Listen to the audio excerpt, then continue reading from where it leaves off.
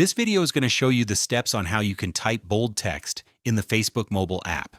So if you're creating a post on Facebook and you want your text to be eye-catching and you want it to stand out, then I'll show you a little trick on how you can bold that text, and this works on both iPhone and Android devices. Before we start, if you're new here, consider subscribing to the channel for more similar videos like this one.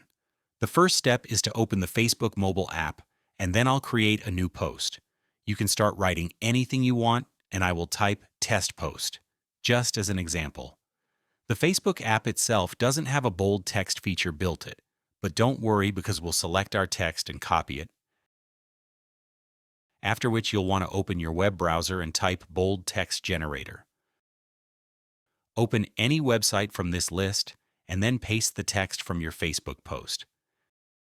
These websites will automatically make your text bolder, so you can then copy this and go over to Facebook and paste it into your post.